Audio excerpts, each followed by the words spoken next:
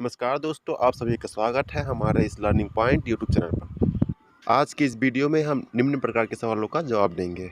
और अगर हमारे चैनल को आप पहली बार देख रहे हैं तो सब्सक्राइब और बेल नोटिफिकेशन को जरूर ऑन। सवाल नंबर 1, पुलिस की वर्दी का रंग खाकी क्यों होता है? सवाल नंबर 2, चींटियां एक ही लाइन में क्यों चलती हैं? सवाल नंबर 3, समुद्र का पानी खारा क्यों होता है? सवाल नंबर 4, कलावा कलाई पर क्यों बांधते हैं? सवाल नंबर 5, बाल क्यों झड़ते हैं? सवाल नंबर 6, पृथ्वी से कौन से ग्रह दिखाई देते हैं? इन सभी सवालों के जवाब जानने के लिए वीडियो को लास्ट तक देखते रहिए।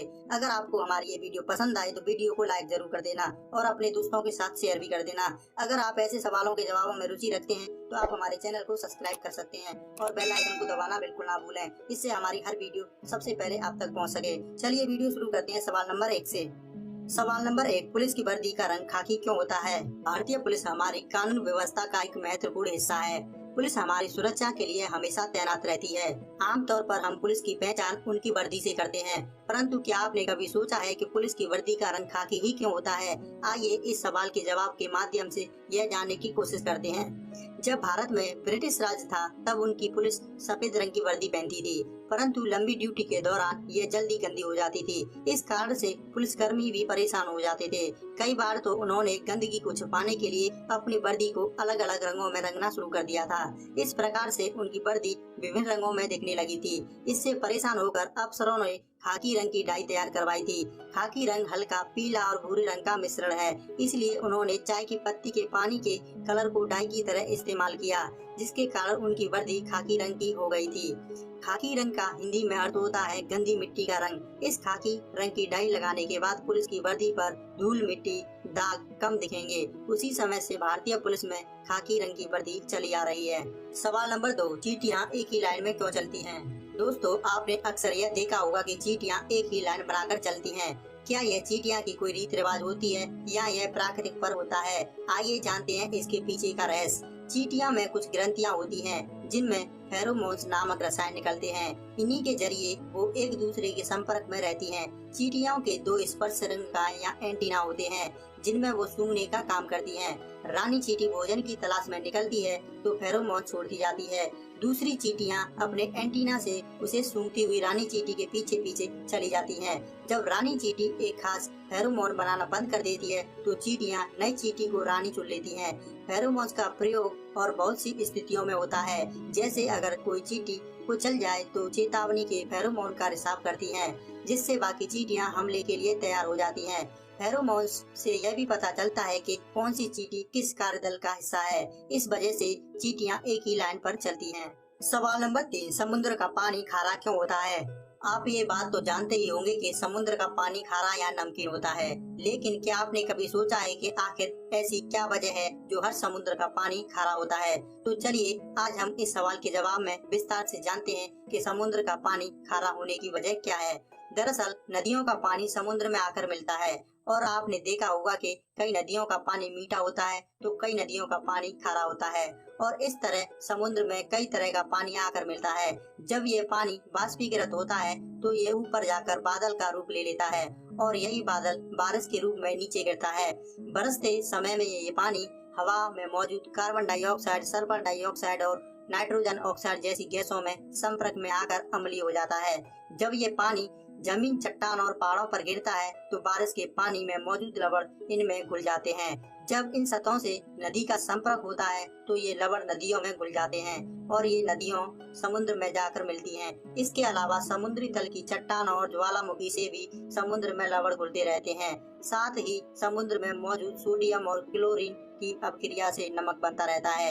इसी कारण से समुद्र का पानी खारा हो जाता है। सवाल नंबर 4, कलावा कलाई पर क्यों बांधते हैं? हिंदू धर्म के अनुसार धार्मिक अनुष्ठानों के दौरान हाथों पर कलावा बांधने की परंपरा है। आप में से भी बहुत से लोग हाथों में कलावा जरूर बांधते होंगे, लेकिन क्या आपने कभी यह सोचा है कि हाथों पर कलावा बांधने का मतलब क्या है? शास्त्रों के अनुसार हाथों पर कलावा बांधने से व्यक्ति विभिन्न बाधाओं से बचा रहता है। साथ ही इसका हमारे स्वास्थ्य पर भी सकारात्मक प्रभाव पड़ता है। कलावा आमतौर पर 5 रंगों के धागों से बना होता है, जिसका अपना अलग महत्व है। मान्यताओं के अनुसार कलावा बांधने से व्यक्ति को त्रिदेव ब्रह्मा, विष्णु और महेश की कृपा प्राप्त होती है और भगवान हमेशा उसकी रक्षा करते हैं। अगर वैज्ञानिक कारणों की बात करें तो हाथ पर कलावा बांधने से शरीर का ब्लड प्रेशर भी संतुलन रहता है। जो लोग ब्लड प्रेशर की समस्या से जूझ रहे हैं उन्हें अपने हाथों पर कलावा जरूर बांधना चाहिए।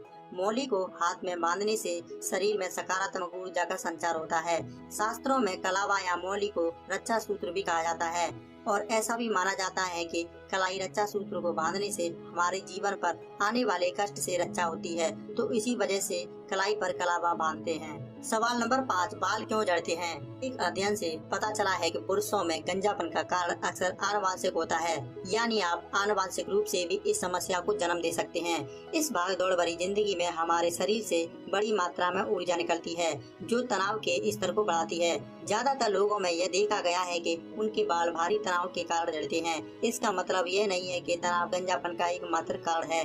जहाँ तक कि पारिवारिक इतिहासों का सवाल है, इसमें बहुत कुछ नहीं है जो आप कर सकते हैं। आप उचित आहार और बेहतर जीवन शैली से ही बालों के झड़ने की संभावना को कम कर सकते हैं। साथ ही आप उन चीजों से खुद को बचा सकते हैं जो बालों के झड़ने में मदद करती हैं। नहाने के बाद अक्सर लोग अपने बालों को सुखाने के लिए हेयर ड्रायर की मदद लेते हैं। यह एक आसान तरीका हो सकता है, लेकिन कई अध्ययनों से पता चला है कि इस तरह से बालों को रोजाना सुखाना बालों के झड़ने में बहुत मददगार है। साथ ही आपके बालों को सीधा या घुंघराला बनाने के लिए किया गया उपचार भी बालों के झड़ने का कारण बनता है। अगर आपके बाल भी रोजाना तौर पर कुछ ही ज्यादा ही झड़ रहे हैं तो आप इसके लिए तुरंत ही बालों के डॉक्टर से संपर्क करें। सवाल नंबर 6, पृथ्वी से कौन से ग्रह दिखाई देते हैं? निम्न ग्रह पृथ्वी पर देख सकते हैं बिना टेलीस्कोप के। नंबर 1, शुक्र ग्रह शाम को पश्चिम में दिखाई देता है और सुबह सूर्योदय से पहले पूर्व दिशा में दिखाई देता है। नंबर 2, मंगल ग्रह दिसंबर महीना में चंद्रमा के पास आप लाल ग्रह और पृथ्वी के पड़ोसी को देख सकते हैं। नंबर 3, शनि ग्रह सूर्योदय से कुछ घंटे पहले आप शनि ग्रह को दक्षिण पूर्व आकाश में देख सकते हैं। नंबर 4, बृहस्पति ग्रह दक्षिण आकाश में सूर्य निकलने से कुछ घंटे पहले तक आप इस ग्रह को देख सकते हैं। 31 मई के बाद बृहस्पति आधी रात को दिखाई देता है। नंबर 5, बुध ग्रह यह ग्रह लगभग 1 घंटे तक शाम को उत्तर पश्चिम आकाश में दिखाई देता है। सबसे तेज सूरज का चक्कर लगाता है। आशा करता हूँ हमारे द्वारा बताए गए सवालों के जवाब आपको जरूर पसंद आए होंगे। अगर आप ऐसे सवालों के जवाबों में रुचि रखते हैं तो आप हमारे चैनल को सब्सक्राइब कर सकते हैं और बेल आइकन को दबाना बिल्कुल ना भूलें। इससे हमारी हर वीडियो सबसे पहले आप तक पहुँच सके।